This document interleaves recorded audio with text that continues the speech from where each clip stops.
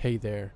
Sadly, there were some issues with the recording of this podcast, with the voice cutting out here and there and the quality being overall a bit lower than we're used to. But all in all, it's still good, and I hope you can enjoy listening to the podcast as much as we did recording it. Have a good one.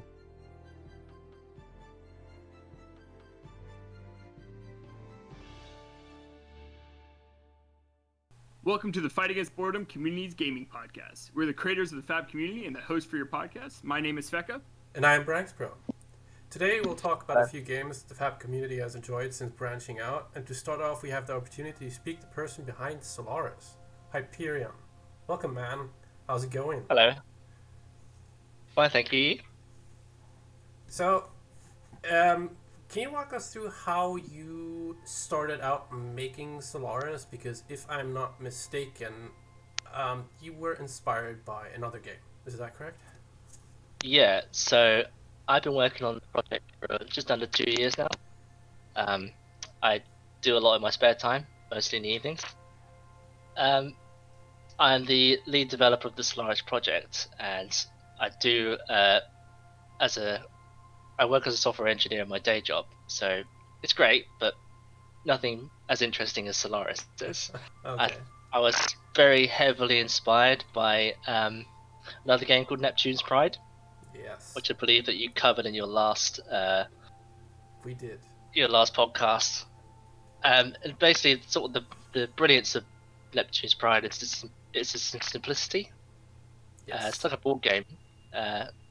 And it's I've really enjoyed playing that, and it was kind of an exercise to see whether I could do it.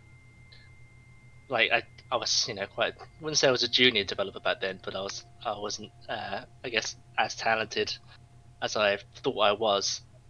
So it's a learning that's quite experience arrogant as well. to say, but like, sorry. So it's a learning experience as well. Yeah, it's definitely a learning experience. It's been really difficult to like code all of these crazy features, and I think that one of the great things about the project is that it's open source, so I mean anyone can contribute. I think it's going open source.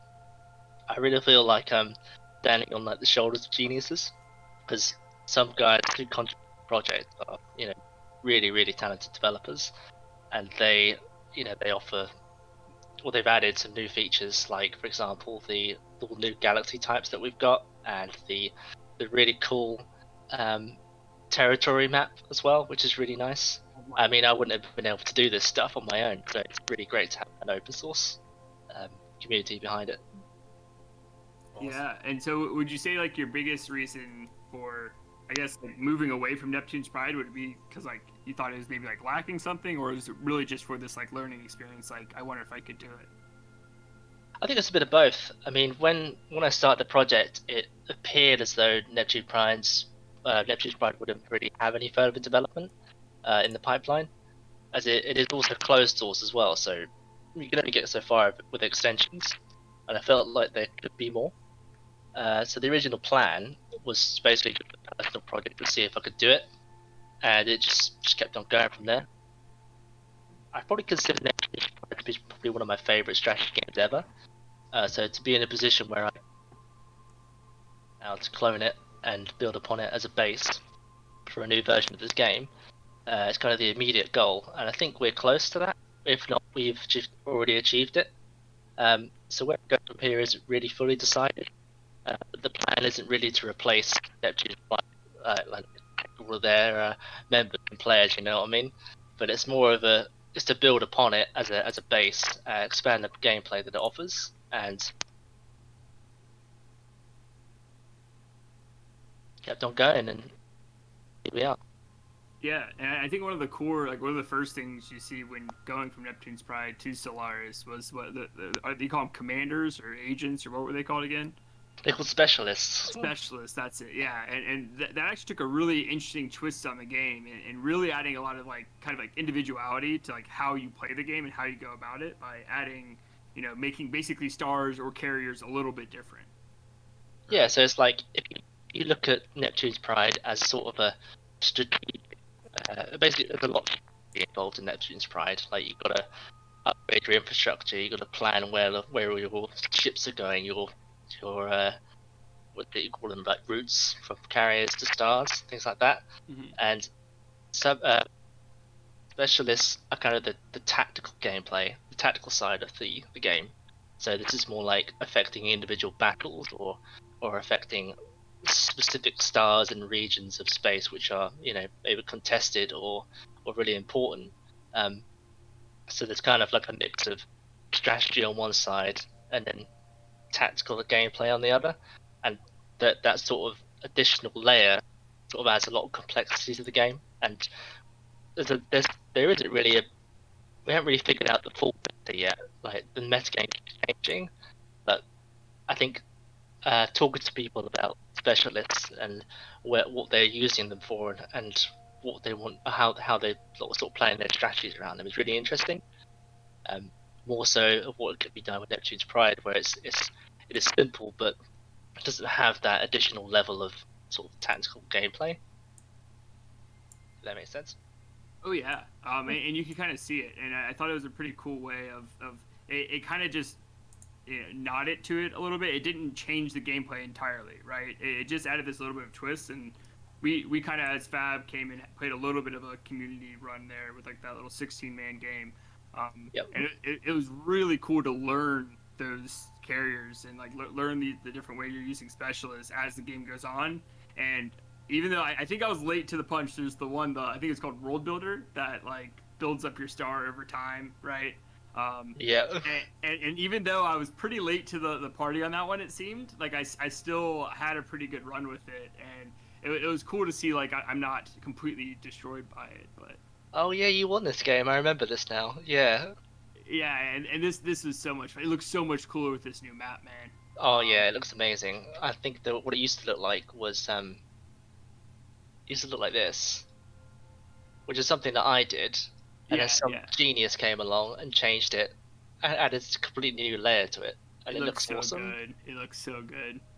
It kind of looks like in Stellaris, you've got the big sort of galaxy map, and then they have like regions around each sort of star and galaxy region of space. Mm-hmm. It looks like that. It just looks amazing. Yeah. It looks very clean and smooth. Credits to whoever definitely did that.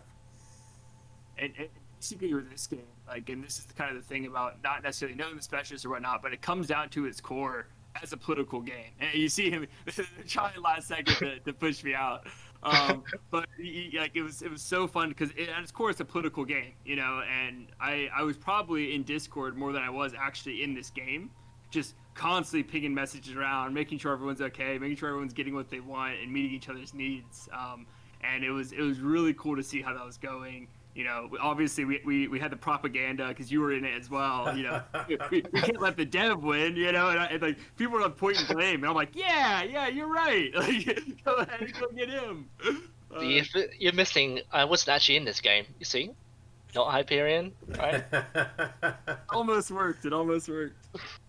I think you guys, you gained up on Tristan at the beginning. Like he wasn't even winning, and it was just sort of me and Tristan sort of against you guys, and. Well, it was crazy. I think the ledger shows how much I gave to Tristan as well. I gave him like all of my money in the end because I just didn't want him to get completely crushed by you guys. You were like bullying him. Well, so the thing is, I never attacked Trist, and this is like the funny thing was like everyone was just constantly like, yeah, Trist is like the big bad because like he had gone off and played a few extra games like that you had open, and he had like learned all this stuff, and he would come into our Discord and be like, you guys aren't doing this and you're doing this, and so everyone was like, he knows what he's doing, he's a threat. And me and him were like about the same size, and like people were messaging me like, what are we gonna do about Tristan? I'm like, I don't know, like you guys are right, like we probably got to make a move. And I never once went in because like, we didn't really touch. And then Trist eventually I think attacked me like just doing some like random Germany stuff where he's like, let me just attack another person. And I was like, man, like we were chill. Like, what are you doing? And so it was so much fun, man. I really enjoyed it. Yeah, I think the main thing about it is it's not the game itself. Mm-hmm. The interactions with other players. I think that's kind of the best part of the game that I really want to sort of expand on in the capture. Yeah, and I think that's really what our community is a lot about, right? And a lot of what we kind of push for together as Fab is like this actual community building, not just in Discord, but like through games. Like how can we get these experiences, and how can we like basically refoster a lot of these friendships? It's just so fun to play game after game where you're running into these situations. And you have your like, galactic neighbor, somebody you never met and never would have met if you weren't playing this game, and you start cooperating in the game, and then you start talking, and turns out you just made a friend across the globe. You know, that's, to me, that's wonderful. Especially when you're going from like we will play a Game of Thrones together, the board game, and then we'll go play a round of Solaris, and then we'll come play a Solaris, and like you've had this guy be your board like 2 other games, like in like there's different tactics. It's still the same game, really, right? Like we're still playing this weird political game, but like, you know, just different tools at our hand, and it's so much fun to be like, that guy's gonna backstab you, or this guy's gonna do that. Like, I swear he has a history, and like it's so much fun to do that kind of stuff. Sometimes you're being beef from other games as well. I've had that a lot. Yeah. I usually say like we should try to keep the beef of a game in that game and not bring it to the other games and like take them in a way. But I mean, we're human beings. It's really hard to leave some of the stuff behind, even if you're not gonna act on it. Really, you're just like, you kind of give me a wrong vibe here. I don't know if I can trust you. Yeah, that's exactly how it goes for me. Like, and we've kind of pushed it a little bit too. Like, try not to bring salt from server to server. But you know, it doesn't mean you don't remember what they've done to you. just don't act upon it. You know what I mean? Like, if it's like, oh, that guy backstabbed me last time, I'm gonna instant try to kill him in this next game. Don't do that. But if he goes to make deals, it's like, all right, like be careful. You know, I've been backstabbed by the same guy probably 10 times in a row. Shout out Jack Watts, always gets me, man. So yeah, it's good.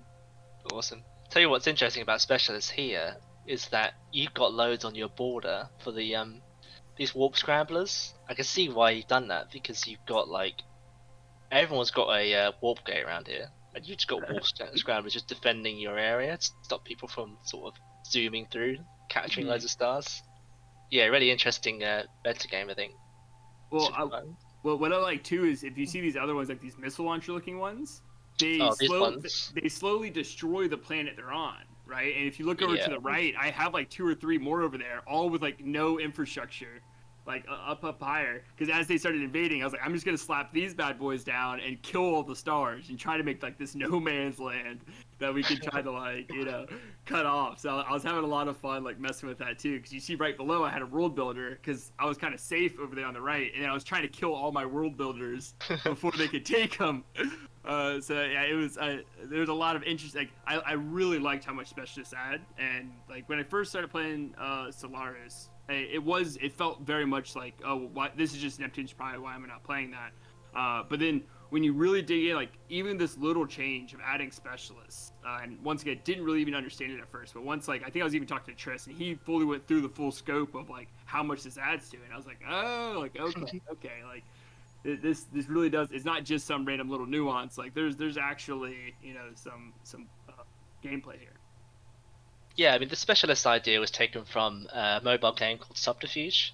Don't know whether you've ever heard of that, but it's like it kind of like chess, but in the sea.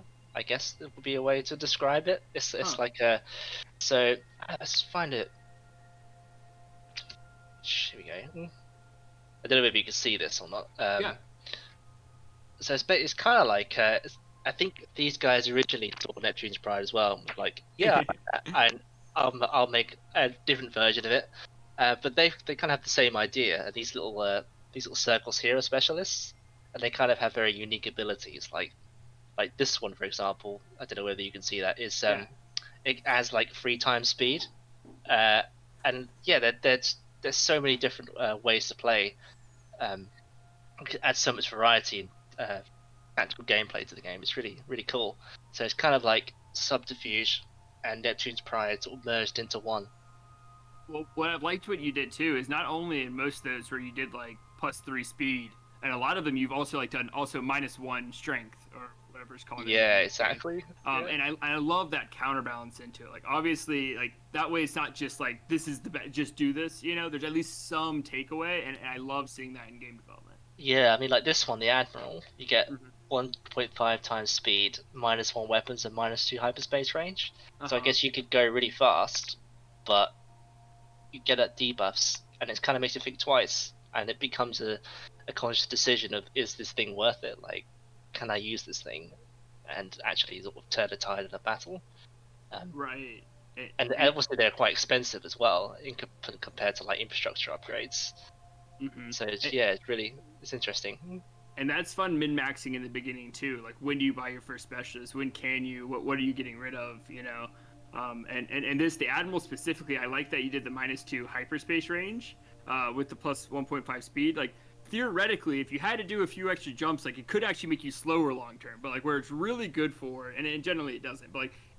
Where it's really useful is like when you're right on someone's border, you know, like where you see all this conflict between me and these guys, and that 1.5 speed, like the hyperspace range doesn't matter in that instance, right? But like long range trips, it might matter, and so it's like you specialize. It's literally they're specializing each of these, and like yeah, it's good fun, man. Scrambler is quite an awesome one as well. I like this one. Prevents other players from seeing how many ships are garrisoned at the start. Yeah, That's super useful. I remember using this against who was it? I think it was Fallen Caveman, and I had literally like one ship on like this star. I think it was, or one. I think it may have been this star actually, the one that's already still got it. And like I was total bluff. Like, I had nothing there, and he had like thousands of ships around here somewhere, and I was completely bluffing. But he never attacked me until like near the very end. It was great. This one is weird too, because I think I misunderstood how it works, and I guess it didn't hide ships that are in a carrier. Is that Yeah, correct? that's right. Yeah. And so I thought I was being clever, and I had like one on Trist's border for like so long, and like he finally attacks one night and takes it out, and he's like, by the way, Feka, this entire time you haven't had a single ship on the star. They've all been in carriers, and I've always known. And I was like, God dang it! But so that kind of stuff's just part of the learning curve. It's funny, but like yeah, it's cool. I like all these like different angles to it, you know. Awesome. So what are some of your like I guess long-term goals in this? I know one of them was specifically was kind of adding specialists, it was replicating it, but like where do you kind of want to go next with this? So I want to kind of hammer home the idea of the community around games and around playing them. So I'd like to get guilds. So basically just having like a group of players with like I guess you call it a clan, guild clan. I can't remember what the term is. Yeah, similar. Yeah, so like, so you may join a game and you may be in the same clan, or you may join the game as a clan, and then let's play clan v clan or guild versus guild.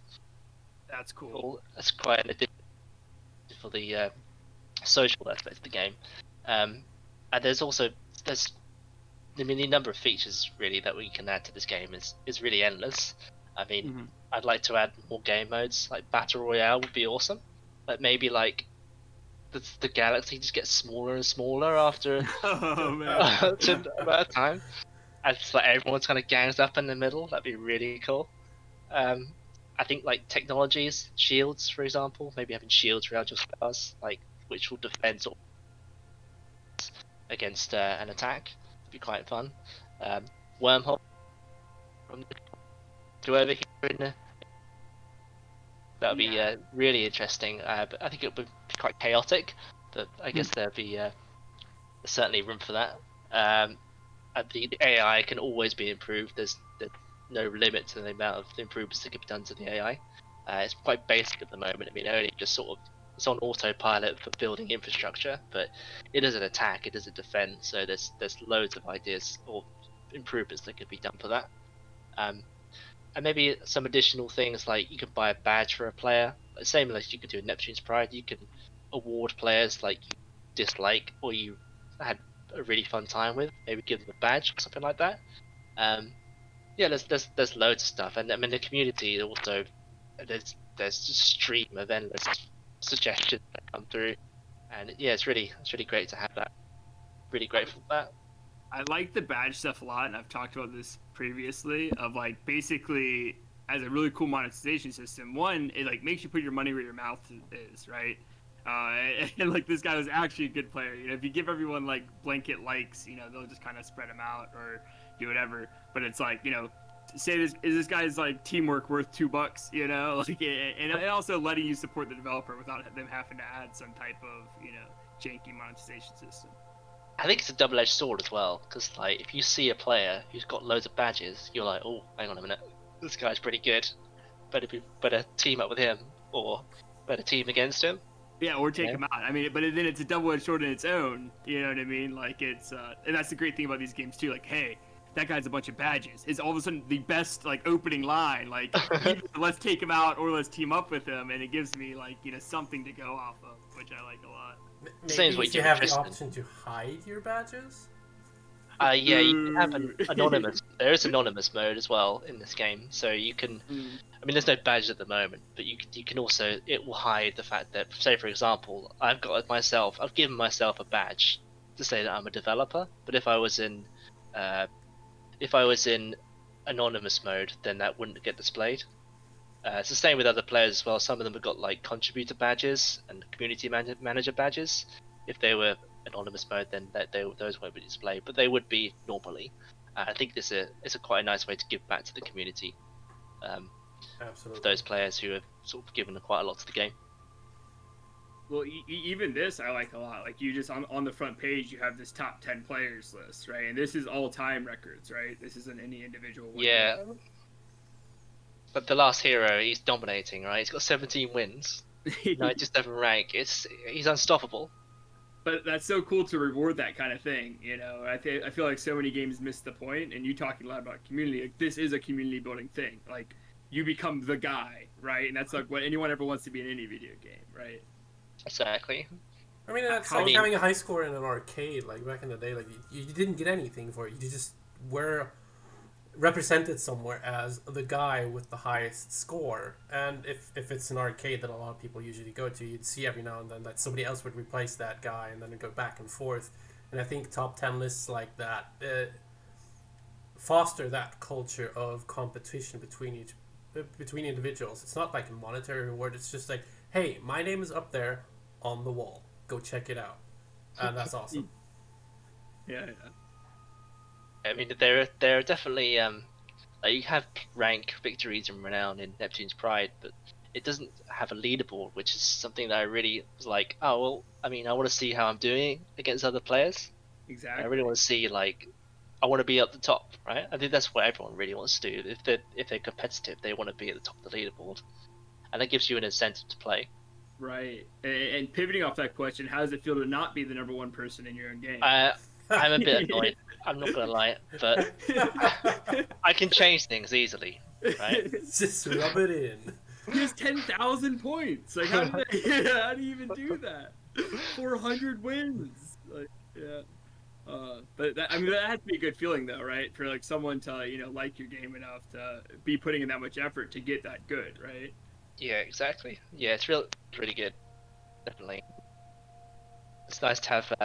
It's nice to know that people are actually playing and enjoying your game. You know, spent so much time making it. It's really nice to have that feedback. Right, and that's the reason you make it. You know, like that's like to see it come to fruition. I mean, that has to be really. I mean, it's both really. It's the reason why I made it was because I wanted to play it, right? I was like, there's something missing. I really want to. This is kind of the game I want to play. This is this kind of 4X strategy game, long term, over weeks. I mean, haven't got a lot of time, so having a game like this where I can check it 10 minutes every day is great. And most of the time for these kind of games, you have to be at a desktop or on a sort of a mobile device, sort of for long periods of time, playing it through to the end, and then you can continue playing. But this is kind of like a persistent game, much like Starborn is, like where you just log in at times and just continue playing. Right, exactly. And I like your comment there. I didn't have enough time to play the game, so I went ahead and went and made a game. Yeah, I think the time spent making it probably offsets the amount of time I could have saved playing it, I guess. Yeah, but I totally understand where it's coming from because like in a lot of ways you feel like you're being more productive coding than you would be if I hopped on RuneScape and I cut trees for 8 hours, right? I'm just clicking, right? Like that's the type of gameplay I want to get away from, and that's why I personally really like these. Like, I kind of call them like 4X MMOs or MMORTS or whatever they end up being, because it's not just who can log onto the computer and click the most. It's you have your free time, you have a real life. So like, how really do you manage that then? Like having an actual life, going to actual work, coming and working on this, and then you're also number 7 on the leaderboard for the game. So how do you juggle all those things? Oh well, it's difficult to keep my number 7 position. I tell you that. That's quite a lot of time spent getting that high. Uh, but I mean, balancing like work life and home life is, I mean, it's not easy, right? And I have very very limited time. Sort of, you know how it is, right? You go, basically, you work all day, and then all you want to do is just chill out, watch TV in the evenings. So this definitely been this game, the fact that I'm coding it is it's like my hobby, so it's something that I really enjoy doing. Um, but not being in lockdown as well, it's really helped free up some time, so I don't have to commute for like 2 hours every day, which is a start. I mean, as for home life, I've got 2 young kids. I mean, I wouldn't give up any time with them for anything. Um, Right. I believe that what we've achieved here in 2 years, well, nearly 2 years, is something pretty good. I mean, I'm very, very proud of uh, how the game's shaped, and how the community has driven it. Um, Absolutely. I probably spend around 4 or 5 solid hours per week on Solaris. Um, I'd love to spend more time on it, but as it's an open source game and there's no monetization at all, pretty much, apart from the donate link, uh, it isn't really possible unless I do it full time. It probably won't happen. I mean, I'd like to think it would, but I mean, we've got to be realistic, right? It's a hobby side project, and but I appreciate the fact that it's at a level now where it's open to it's basically playable, right? It's a fully fledged game. Oh yeah. There's nothing to stop anyone from, or a community of players picking it up and playing it. Which is so that there is the initial achievement. And I mean, I could stop now and say I'm done, but there's so much more that I want to do. Still fun, right? Like you It's still still you're getting fun. enjoyment out. Yeah. Yeah, I mean, I'm getting enjoyment out of coding it, definitely, because I mean, I'm learning so much. I mean, the bugs really annoy me at times, but it's just that's just development in a nutshell. I mean, you go through the 5 stages of grief when you're coding stuff, but acceptance is the end result, and yeah, it is a fun project to work on, definitely, and playing it as well, even though I get my ass kicked most of the time. It doesn't help with the badge, I'm sure. Yeah. I'm only on 2 wins, man. 2 wins. I've played games as well. I've played so many. Look, not good. Joy, I'll get better. I'll get lessons. I'll get lessons from the last hero. He's the Yeah. best player, definitely by far. He's actually got a T-shirt as well. Damn.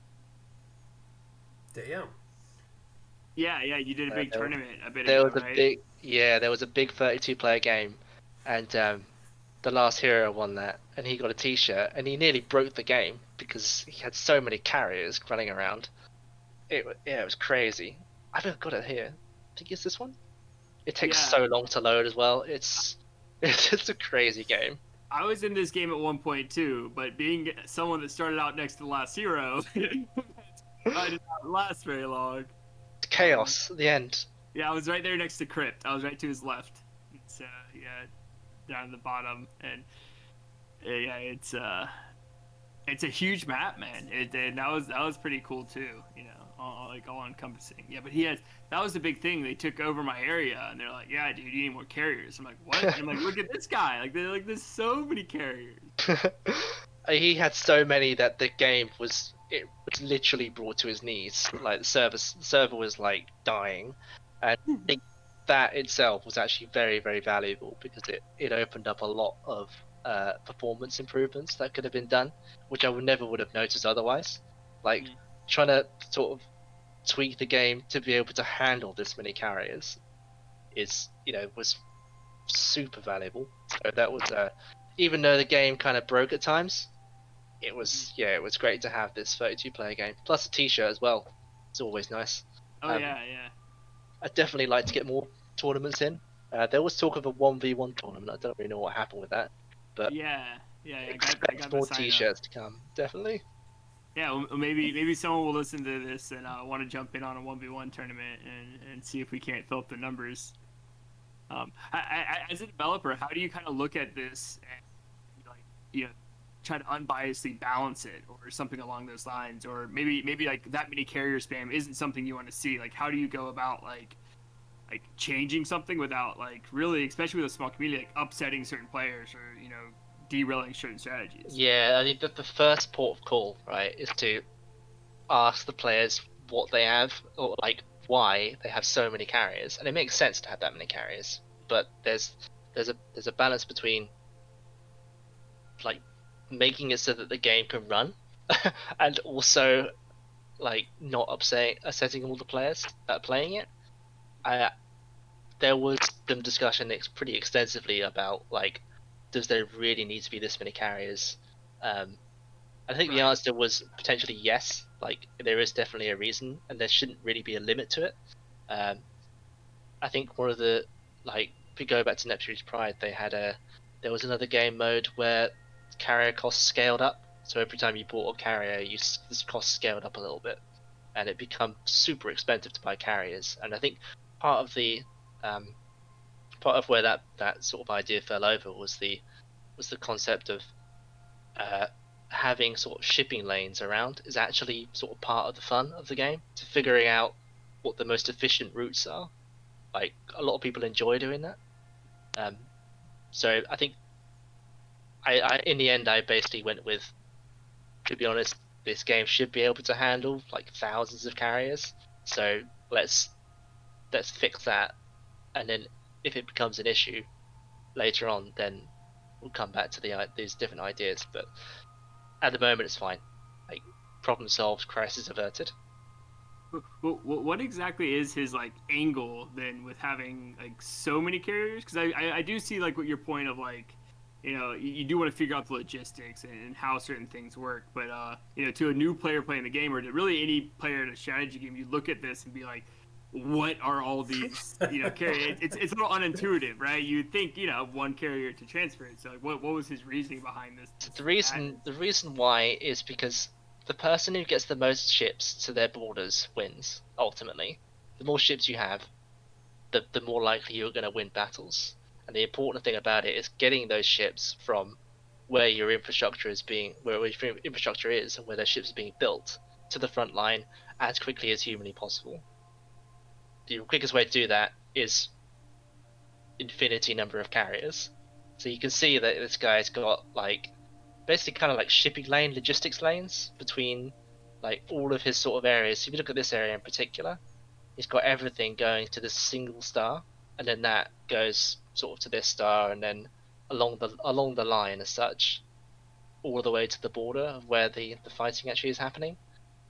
And the reason why he's winning is because he's getting more ships to the borders where the battles are happening faster than his enemy can. Gotcha. And I think that's the crux of it, really. So I definitely understood like kind of like the star pattern like on the outside, but I'm guessing now these main shipping lanes, the real thing about it is you can basically get 10 ships every tick for 10 ticks, or 100 ships after 10 ticks, right? And the person who has 10 ships coming in every tick is always going to be better off, or at least equal, than the guy who just sends one ship, right? Exactly. Yeah. So that's probably his big angle is just okay. Yeah, okay. I'm seeing it a bit more. It feels a little weird. It looks a little weird. This is total chaos. Like I think towards the end of the game, it just descends into just madness because there's so much going on. Like I don't think anyone could possibly keep up. I mean, unless you're the last hero, right? Presumably he can keep up with this stuff. But if you just look at it like initially, it looks like it just doesn't look like anyone can really figure it out. But I guess over a very long period of time, we were playing this game for like a month. So I guess it kind of built up very, very slowly and gradually, and it kind of makes sense if you look at it. If you were there at the beginning and then progressed through, it's sort of, I guess the reasons and decisions behind decisions that were made like make sense at the time, and then sort of feed into this this logistics system. But if you look at it from a completely sort of new perspective and you have no idea, never seen this before, it looks crazy. Right. I mean, but it looks interesting to say the least, right? Like you Definitely. at the very least be tempted by this. I just can't say enough how good it looks now. I'm Definitely. not gonna lie, that outside map just looks and it's pretty unique too. You know, I haven't seen too many games that look like this. Whereas like there's a lot of games that definitely follow more of like a Stellaris like vibe of how things look and whatnot. But this has its own like kind of cool like niche, if you will, look. It looks like a board game. I think it's kind of like an automated board game. It's kind of played like a board game. I mean, it's got the same rules. I mean, the golden rule of board games is you kill the guy in first place. Right? That's definitely the first rule. I think that's kind of present throughout every game that I played, certainly. And there's also there's an element of you want to in most 4X games, right? You build up, you snowball, and then you just whitewash over your opponents. Mm-hmm. And that's kind of the same kind of similar ideas are here as well. Yeah, so it's fun. Yeah, well, I'd say a big counter to like what normally happens. Like if you were to play like it's a very simple game like Risk, right? I mean, it's the same idea like you're saying that you build up, and you take people over. But like the really cool thing, and we'll hit on it 1,000,001 times, is the political parts of this game come into play so massively when it's a game that lasts several weeks. This isn't a game for people that are watching that is like an hour long, right? This game in particular, what was probably 3 or 4 weeks? I think so. Yeah, I think it was about 3 or 4 weeks. And due to that, you can be on Discord and like you're making messages over these long periods of time that at one point, like obviously at some point it gets out of hand as you see these charts, but at one point like the players do have time to react to it and to talk about it and to be able to spring up on the leader. And that's what I think is like the differentiating factor of like games like this versus games that are normally just let's snowball out of control, is they can't do it behind your back. We're doing this in real time, right? Weeks are going by that you're building up to this large. Yeah, I mean, you could be talking to people for days trying to figure out, like, or try to convince them to turn their back on someone or to backstab someone. Yeah. It's crazy. Like, I mean, I remember like having lots of back and forth conversations with Triss, definitely, especially Triss. He's super vocal about this stuff, and he loves it, I think. And he's one of those players who really enjoys talking to people and kind of figuring out the game from a higher level, or playing the game at a higher level, definitely. But yeah, these games span weeks, and it's very easy to sort of get lost in it, which is quite fun. It's definitely a fun thing. Yeah, definitely games like these. Whenever I play a match like that, the amount of messages I send each day on Discord just skyrockets, and I just farm Discord XP through that. Discord XP, yeah.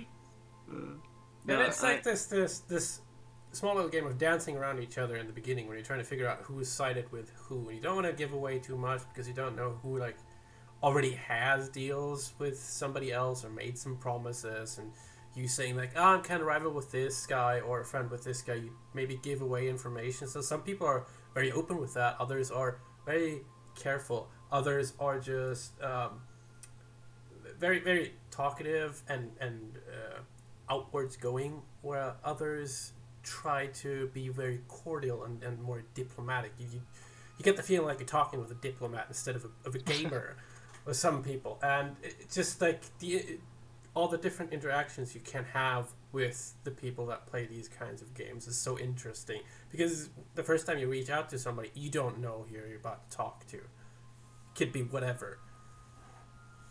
Well, yeah, I mean, what do you say at the beginning as well?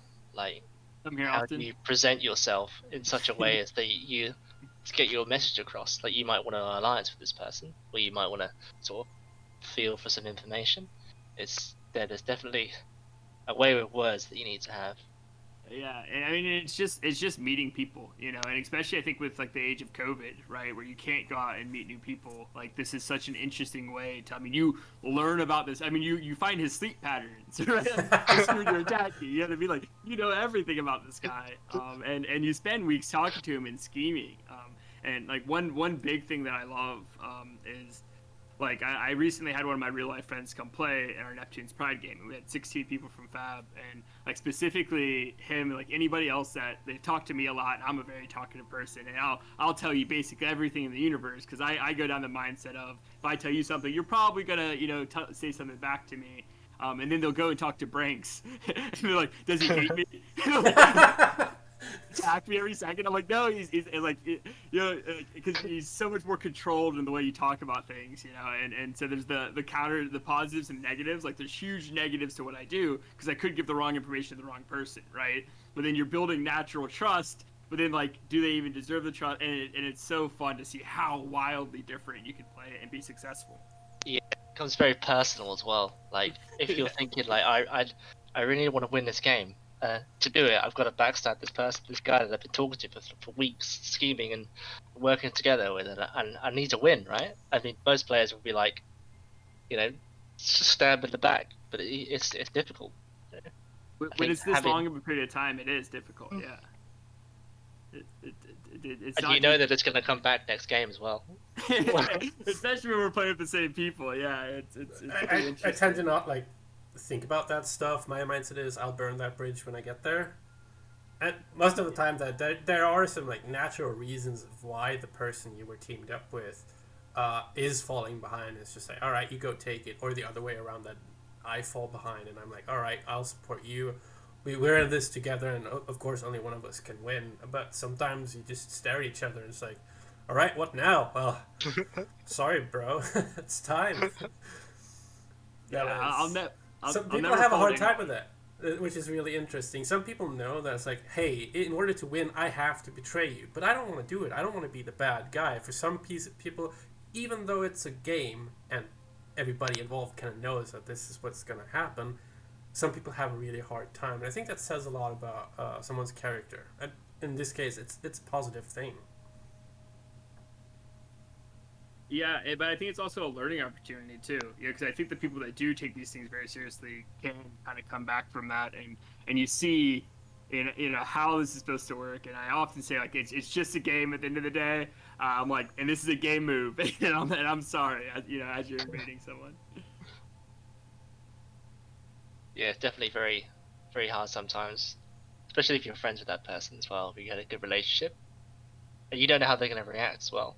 I mean, they might take it really, really badly, or sometimes they might just be like, "Okay, I get it. Like, we gotta kill each other." But this is actually probably one of the big, tough reasons about this genre of game, is these type of interactions can be very off-putting to certain people, and they're not going to come back and play your game, right? Mm. And so, how do you kind of have you thought about that, or how do you kind of handle that as you think about developing Solaris further? I think it's part of the game. I think that I don't really see a way that you can get around it. I mean, this is the nature of the game. Someone's going to win. There's only one winner, and it's up to the person or the player who wants that win or wants to get ahead. I think it's the character of any player that plays the game. I don't think there's really any other way you can do it. Certainly something that there's a light switch that goes on in people's head that either I really enjoyed that, like when they're getting backstabbed, right? I really enjoyed that and I want to play again, or that was the worst thing that's ever happened in my life and I never want to touch the game. Right? and I mean, do you see any way like facilitating that? This is something I've thought about a lot, and especially with our community, of like, how do you make sure that light switch goes in the right direction and it turns on and not off, right? Yeah, that's such a difficult question to answer. Yeah. I guess I could have like a suicide hotline on the front page. I think it's the $1 million question. I get it. Yeah, I'm not really sure. I mean, it depends on the person, right? Like some people, I don't think it doesn't matter what you do, the light switch won't go in the right direction. Whereas for some people, like, okay, this wasn't nice, but what can I learn from it? Should I seen this coming? Can I be the one that can backstab next time? Or right, it's Yeah, I mean, willingness to hopefully, learn and look at it from a different perspective or something. Some people just get tilted, and that's just how they are. exactly. Hopefully, the majority of the experience that they have with the game is a positive one. Like, if 99% of the game they're having fun, and then that 1% they get backstabbed and their day is ruined, I mean that's okay. But I think if the overall experience is positive, it's very likely that they'll come back and play again. Like you Yeah. say, if they want to turn that experience around or learn from that experience, say, all right, now I know what to do, or now I know I need to be a little bit more careful, or I need to defend my borders a little bit better, and all these different things that they can change the way that they play. Uh, I think ultimately, if you're a player who's into these kind of games, you'll figure it out. Yeah, and what I see often, honestly, is if people die in a way they understand or a way they felt like they had a chance, it's often like pretty good, you know. But if like the big thing is if someone dies overnight, in a lot of games in this genre, that's a possibility. I think it's a little bit less so in this game because it's the scale of it. You have so many stars, right?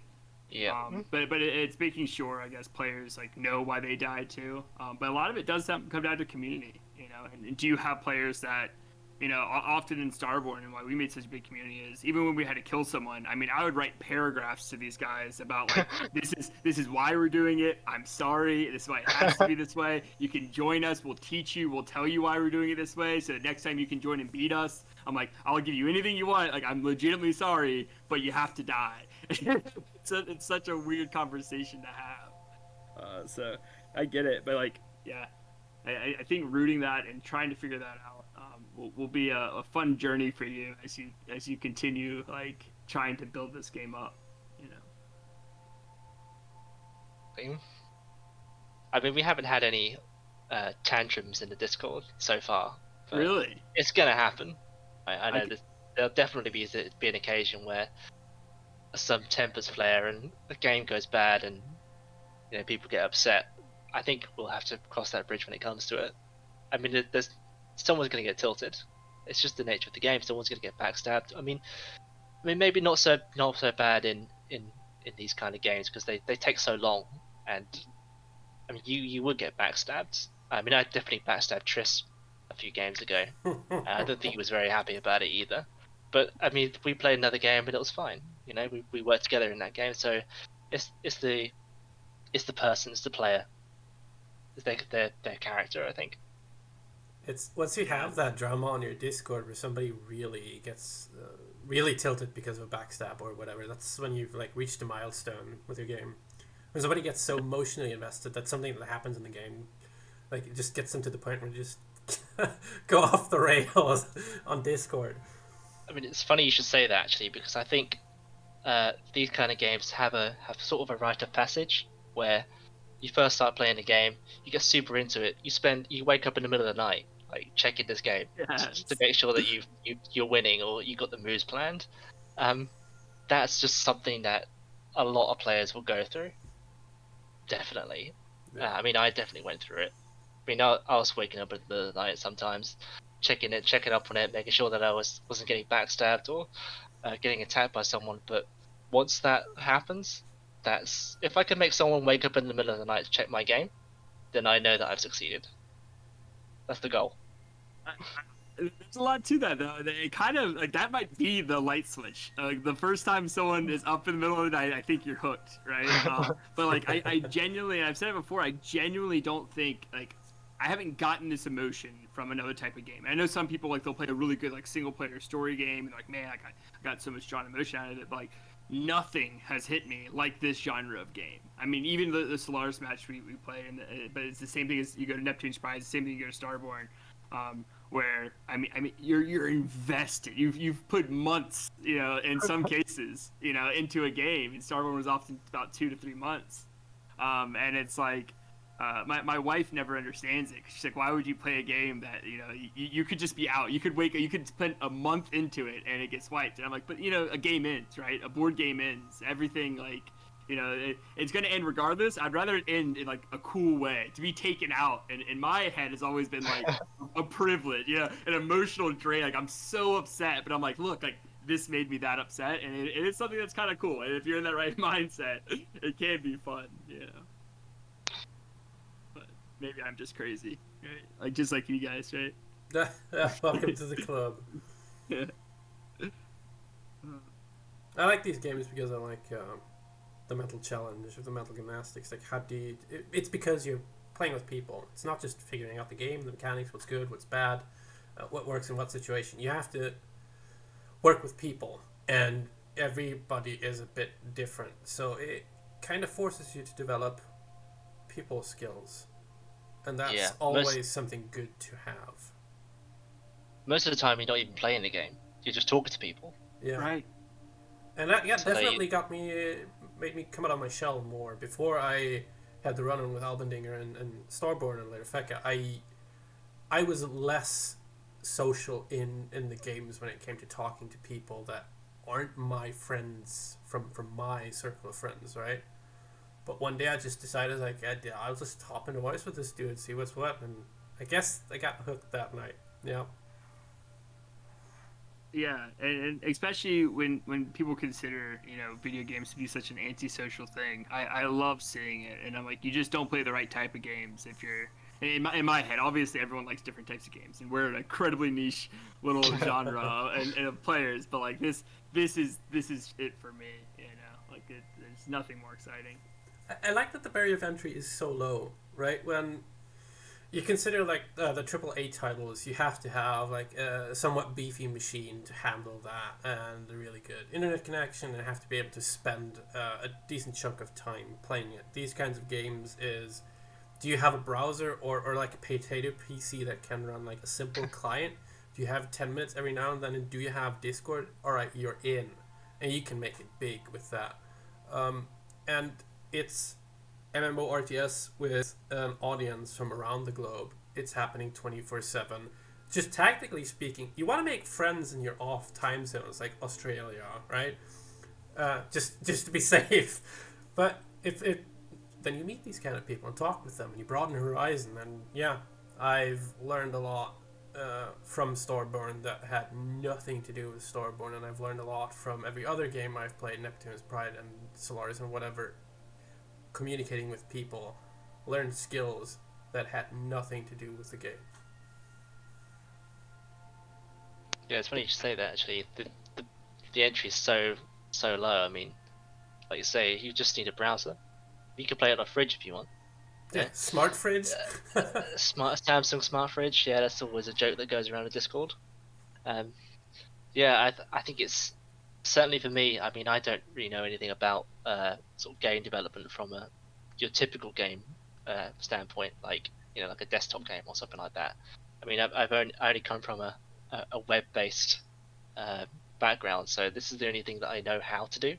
And it's pretty cool that you can kind of make a game in just same way as you'd make a website, really, and that's quite fun. But it's the beauty about it is you don't need a beefy PC, you just need a fridge. Just need a fridge. Just need a fridge. So simple. The internet and the ability to click a link that somebody sent you. Right. The person that you trust when it comes to clicking links. Yeah. Yeah. You don't have to sit at the desktop PC either. You can go on your phone in the middle of the night, or you could sneak away. You don't need to be sat there at the desk playing it for a 2-hour stretch or 3-hour stretch, or however long you play games for. You can do it in your spare time or on your lunch break. Or when your parents, your significant others say no more video games, you can sneak out to your car on your phone and you could sneak to the smart fridge. This game ruins relationships, definitely. When you're super invested in. Flip side, I don't have to be like a League of Legends game. For the next hour, I'm stuck. It's like my wife's like, "Oh, go take the trash out." Yeah, no problem. Right? I can stand up and I can go do it. Whereas if I was playing a more traditional game, it'd be like, oh, I'm not in a save area, or I'm in the middle of a raid, or and so I actually think it's a lot more family friendly, if you will, to play a game like this. Right? I think I'd have to disagree. Like, I had requests by friends or family asking me, say, "Hey, do you want to come hang out tomorrow?" I'm like, "No, I'm kind of planning an offensive in a war. I don't have time." It's like juggling spreadsheets, talking to people, like who has what attacks when, and all that stuff.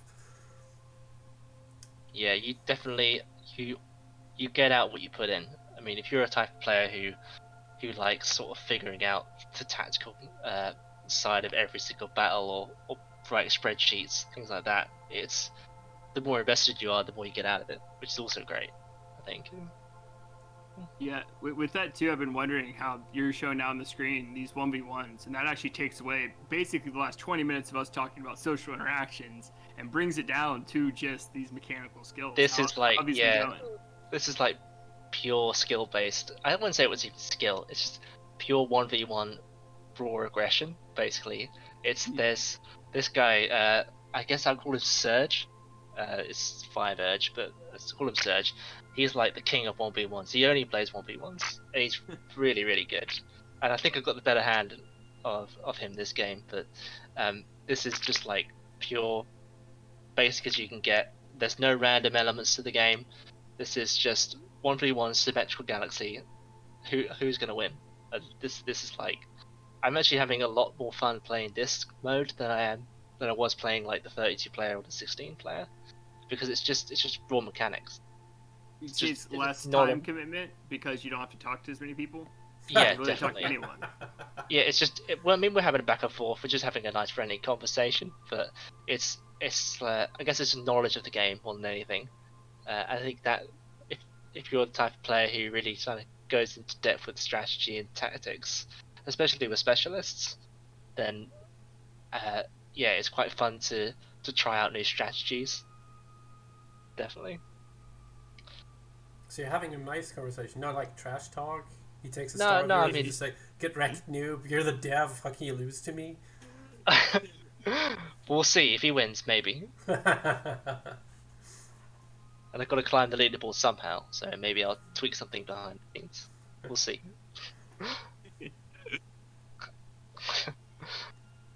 Yeah. Well, I mean, I think we're coming up on close to an hour. If we want to start wrapping up, did you have anything else you really wanted to go over? Yeah, I think maybe just like I mean, we were talking about the game in a way like we sort of looking at the game from a person who's already played it. I think maybe just go over like sort of the features from a new player perspective, just in case anyone would like to have a go and doesn't really understand how the game works. I mean, we've been talking about it for ages, but whether these guys have any clue what they're actually looking at is maybe we can clarify that. You want to give your elevator pitch? Like, you have a good way of yeah, I can go through it. So I guess to start at the beginning, I guess a good description of the game would be that Solaris is a slow burn 4X strategy game. It combines the strategy and planning from Neptune's Pride with the tactical elements of the mobile game Subterfuge. So, I mean, I was heavily inspired by Neptune's Pride. It's very obvious when you start playing it, which I've been playing on and off, mostly off for years now. Neptune's Pride is one of my favorite games. Its brilliance is in its simplicity. So Solaris is kind of aims to sort of add another layer of complexity on top of that. It pretty much has all you would expect from a typical 4X game. You can build economic, industrial, can't say the word, and scientific infrastructure to improve your empire. Build carriers to travel to new stars, fight your enemies. Research new technologies to gain an edge over your opponents. Hire specialists. They grant special abilities to stars and carriers, like for example, increase weapons and speed. Set up trade to get ahead of the curve, like weaker allies. You can play with up to 32 players at a time. Participate in group chats with your allies to discuss strategy. I think most of the time you'll be discussing strategy in, say, Discord or another client. You can also fight you basically the crux of the game is you fight other players, capture stars to win the game. The game lasts around 2 to 3 weeks typically. You don't need to commit a lot of time to play. Play on any device that has a web browser, like a fridge, as we already discussed. And it's totally free. It's completely free. There's no pay to win bullshit here. It's just you sign up for an account and start playing. I guess the best part about Solaris is engaging with the passionate players who want to help improve the game. It's open source. If you have the skill set, please let me know how you can help out. Yeah, that's kind of it. I think from a high level point of view. That was short, to the point, and juicy. I like it. Nice, thank you. It's like, what is the game? So, but no, I think if people have made it through this far and kind of get this gist of it, yeah, it's good. I mean, I highly recommend it. When I first found out about it, I mean, I brought as many people as I could. The same thing when I found out about Neptunes Pride. These are just like little, like niche games that like it's hard to hear about until you've heard about it. If that makes any sense, like they're kind of little hidden gems. So Awesome. I'm glad you enjoyed your experience. yeah, I'll definitely be jumping in. I know I signed up for the 1v1 tournament, and I'll probably jump into another game here soon. Yeah, see if I can get the ball rolling. See if we can get the ball rolling on that. That'd be awesome. I'd definitely like to participate in that, considering I've now my newfound love of 1v1s. Maybe that could be a t-shirt at the end of the tournament. Ooh. Yeah, I did offer a t-shirt. I did offer to throw in a t-shirt at the end of the 1v1 tournament as some additional incentive. So yeah, if you want a t-shirt, then come play. That says I won the tournament and all I got was this lousy shirt. It's a little bit nicer than that, but yeah, I guess we could sneak in a little bit of text at the bottom, maybe. Just put a sticky note on it when you send it out, and just sticky note's part of this now. Oh wait, no, you guys are thinking it's a Solaris t-shirt. No, it's just a plain tee. So Let's just stay. This is something I don't wear anymore. Yeah. it's just a plain white t-shirt. No fancy. Oh man. Should have read the fine print. Yeah. Yeah. Well, you need to take it as a plain white shirt and just like write Solaris with a Sharpie, like on top of it. Like there you go, it's a Solaris t-shirt. Yeah, we don't have a lot of budget. Free to play it all. Oh man. All right. Thank you for coming and talking to us, Hyperion. It's been a blast. Awesome. And Thanks for having us. I'm really happy to me. hear the passion you got for this and your voice and how you talk about it. I think this project is in really good hands with you. Great, that's awesome. That's good to hear. I've got so many ideas, so many things I want to do. So it should be fun over the next few months. Yeah, and hopefully this maybe one or two people might pick it up, hop to the Discord, come help playing it. Like you mentioned, I think before. It's hard to get the community without the community as well. Right? We keep doing all these loop things because people want to play again. People are playing. The more people playing, the more games are going on. The more games going on, obviously that'd give you more inspiration and other people to hop on and keep adding features. Yeah, exactly. It's a like I said, it was a catch-22. There's no community there, then people are off put by the lack of community. But that you need to be in the community to it's a catch-22. But hopefully that will solve itself once more players decide to jump over.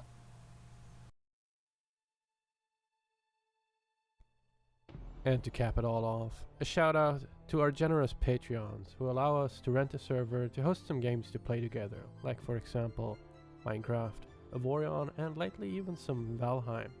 Thank you guys. And with that, talk to you guys next month. Bye!